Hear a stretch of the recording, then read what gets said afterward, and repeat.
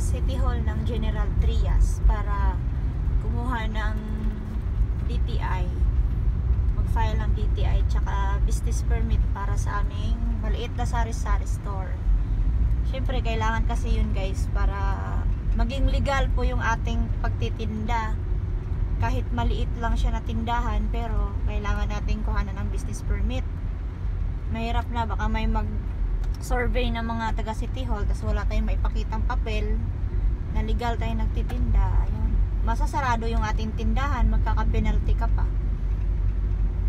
Kahit sabihin na maliit lang yan, pwede wala namang business permit, pero wala, kailangan talaga yun guys, para hindi ka yung tipong patago-tago or natatakot kapag may mag-ikot ng mga taga City Hall. Ito guys yung daan papunta sa munisipyo ng General Trias. Dito na kami dumaan sa may shortcut para walang traffic masyado. Pag doon ka sa may highway dadaan, mahirap yung daanan, dami sasakyan. In 300 meters, turn left. Guys, ang ganda ng daanan dito guys, oh. Walang masyadong sasakyan pa kasi maaga pa. Pero kahit naman dito itanghali na, wala masyadong sasakyan kasi wala pang masyadong nakaalam dito na way. Kunti pa lang. Dito tayo nag-practice na diyan na driving, kasi dito talaga yung training ng dyan banda, oh. Kasi walang sasakyan na daan doon sa may isang way.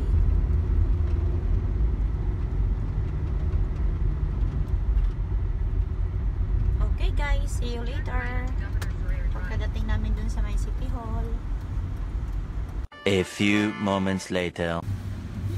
Andito na kami guys, nakarating na kami sa City Hall ng General Trias. Yan pa, naghahanap kami ng parking guys, kasi walang parking yung motor. Nagmotor na lang kami pagbalik kasi ang dami pang requirements na kinuha namin eh. Naghanap kami ng parking na libre. Ayan guys, papunta na kami sa City Hall.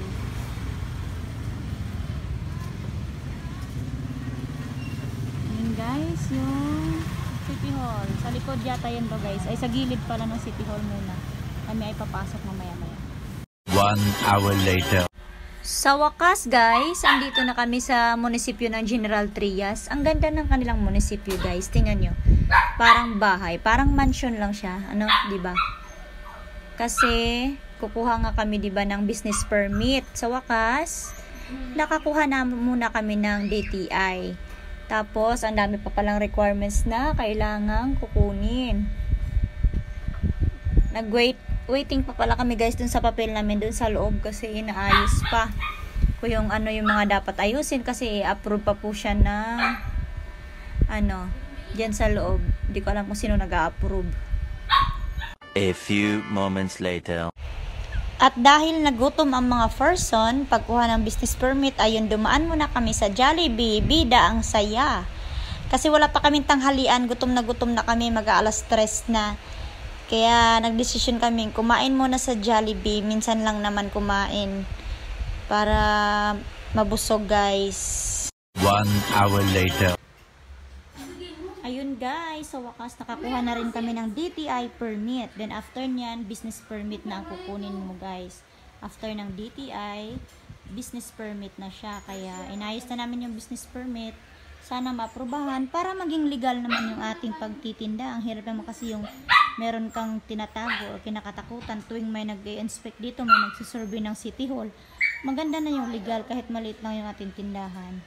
Okay guys, that's all for today's vlog. Thanks for watching. God bless po sa ating lahat. Bye-bye.